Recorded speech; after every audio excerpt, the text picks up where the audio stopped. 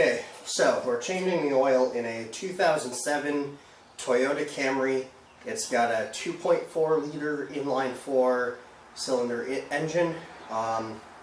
It runs on 5W20 or 0W20 oil. We are using 5W20. So we have the oil and we have the filter here. And so changing the oil in this thing is pretty much the same as changing the oil in my truck or any other vehicle.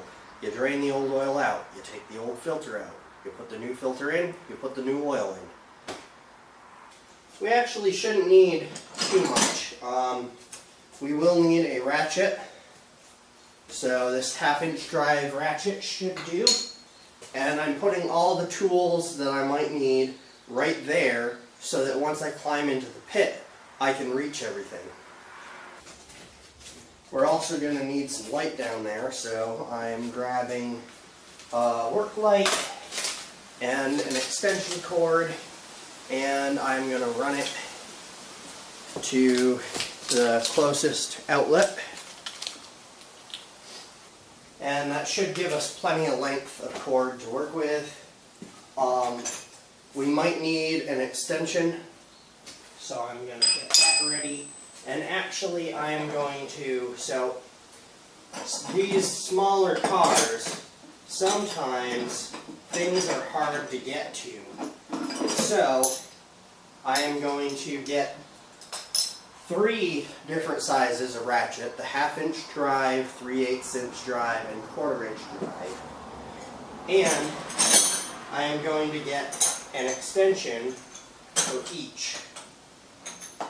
That way, no matter what happens, I have the right tool for the job once I'm down in the pit.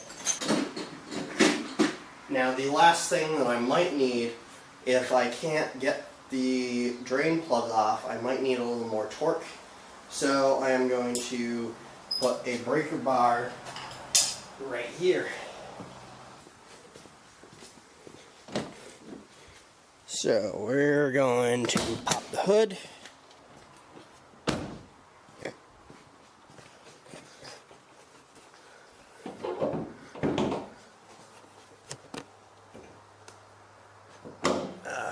Got to get the safety latch.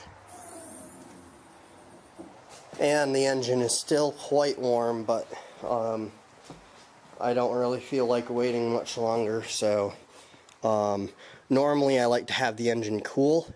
When it's warm, the oil flows much better, but I'm kind of sensitive to heat. So now, if you loosen the oil filler, the oil drains out a lot easier. Now, with this 5W20, we don't have to really worry about it too much because it's really thin.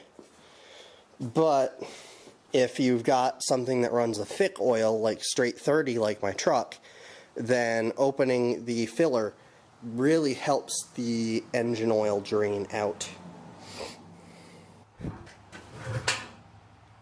Alright, where's the drain plug? That's it right there. So it looks like it's really easy to get to. Now the filter is way up somewhere.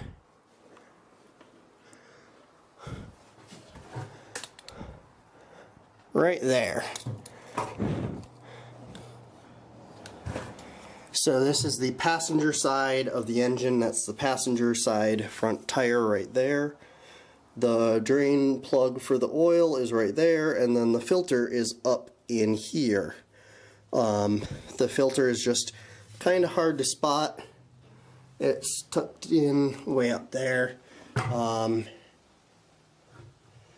But anyway, so the pit sort of takes the place of an engine hoist. Or not.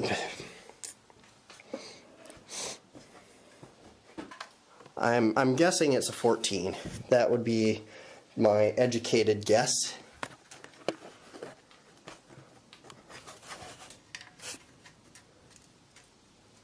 Yep, 14.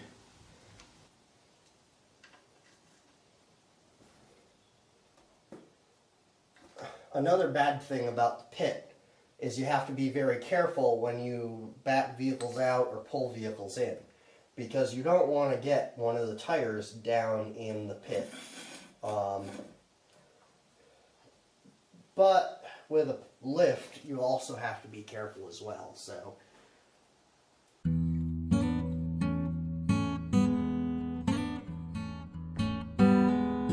And look at that. Barely got any oil on my fingers.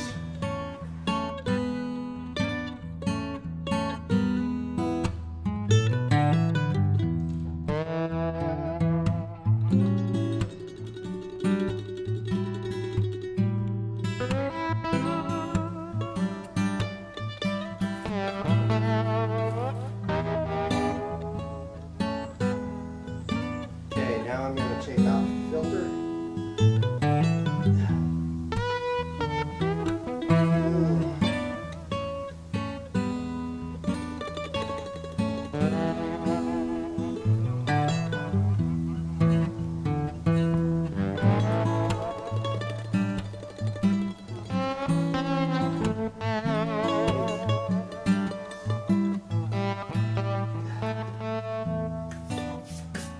Okay, I need the oil filter wrench.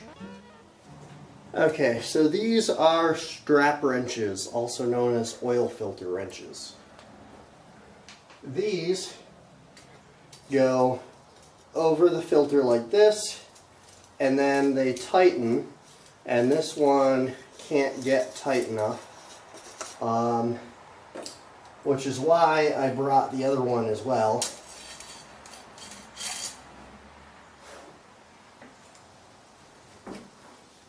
So it goes over the oil filter, and then you can turn the oil filter.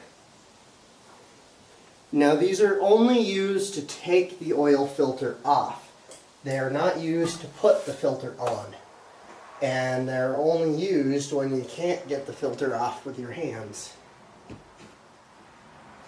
The oil filters tend to tighten up over time. So if it's been a while since you changed your oil, you might have to use one of these to take the filter off.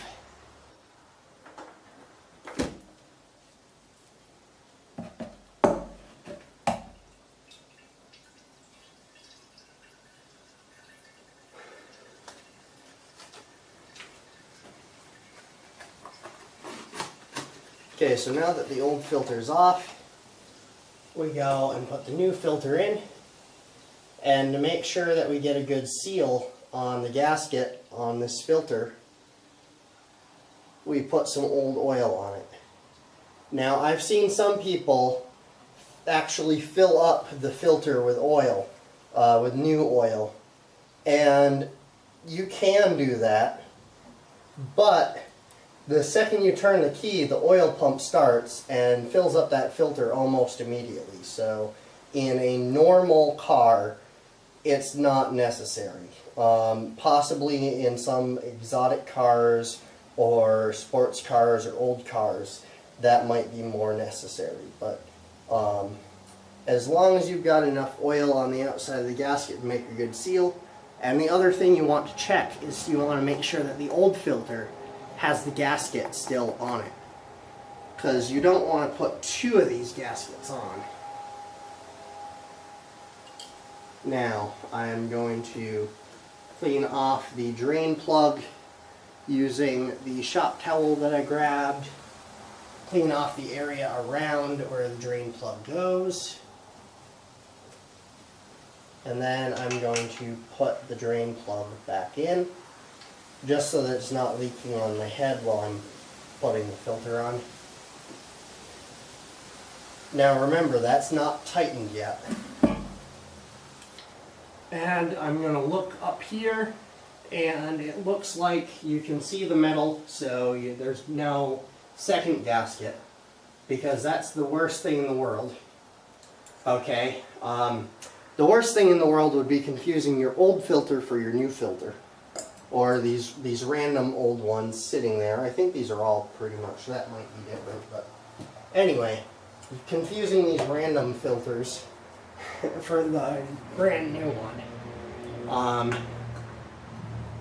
But anyway, yeah, those are the major pitfalls. If you don't tighten something, if you put 2 gaskets on the oil filter, if you put your old filter back on, or some random old filter that's lying around. But as long as you don't do those things, it's pretty easy.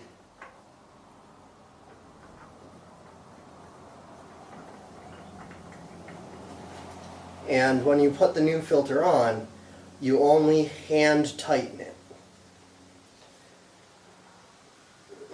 That should be good. You don't need to crank it on there. You just hand tighten it. And then the last thing I do, now O'Reilly's has these black filters. Fram has these filters that have has a coating on there so that you can grip it good.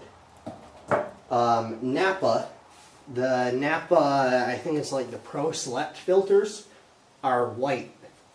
And I really like those because with the white filter, you can wipe it off and then it's really easy to tell if you have an oil leak. With the black filters, it's a little bit harder. But what we're going to do is we're going to wipe off the filter with the shop towel, and that gets all of the oil off of it that was on my hands. And then, after we run the car a little bit, we can take a look underneath, and if there's any oil on the filter, well, it wasn't there from my hands, so it must be the filter's not tight, or you've got a gasket problem, or something. Something's not right, and you've got an oil leak. So that's just a really handy way to tell. So I always wipe off the filter and the drain plug after draining the oil. That way, if any new oil shows up, you know that it's a problem with the seal. You know that it's not leftover. So now I'm going to tighten down the drain plug, and I'm sure there are torque specs for this, but I just kind of feel it. That's good right there. You definitely do not want to over tighten this, and you definitely don't want to cross thread it. That's actually a problem you get a lot of the time when you go to these cheap instant oil change places. They're in such a rush that they cross thread your drain plug, and if this drain plug gets cross threaded or the threads get ruined or something happens, you have to get a new oil pan. So as you can see, I had to switch cameras because I ran out of memory space on the main camera that I use. So right now I am filling the car. Whenever I refill oil, I always make sure to put about a quart of oil in the car, let it sit for a little bit, and then go underneath the car to check to make sure that nothing is leaking. And then after that, I fill up the rest. I fill it up to about a quart to half a quart below what the manufacturer says that it should take. So if the manufacturer says that it should take 4.5 quarts, I'll only put in 3.5 to 4, and then I will put that amount in. I will let all the oil settle in the bottom of the engine. It has to, because you put it in on the valve cover, so it has to drain through all the valves and all the oil passageways before it can get down into the oil pan. So you don't want to pour some oil in and then check it immediately. You want to let it sit for a few minutes. The more viscous or the more thick your oil is, the longer you'll need it to sit before it settles out. So then I checked the oil on the dipstick, and if it's low, I'll add more. If it's good, then it's good. But I always make sure to underfill it initially, because I've noticed that a lot of times the car doesn't actually need as much oil as the manufacturer says. So If the dipstick gets to the full mark with 4 quarts instead of 4.5, you really don't need that extra oil. So that's really all there is to changing your oil. The very last thing is to dispose of your used motor oil properly. You can bring your used motor oil to just about any auto parts store and they will take it. So always make sure to dispose of it properly and don't dump it. You also want to check your oil level the next day and check underneath the car the next morning to make sure there are no oil leaks. You just have to check it a few times because if there is a slow leak, you will notice it before you completely run out of oil. Okay, so I just remembered that I never filmed how to actually check the oil. But anyway, that's the engine oil dipstick, so you pull that out. You wipe off the end with a cloth.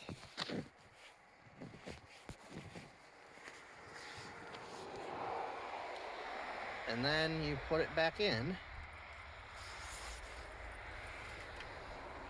Pull it back out. And it should be between the two dimples on there, so it's running a bit low, so it's running a bit low, so we will put a little in.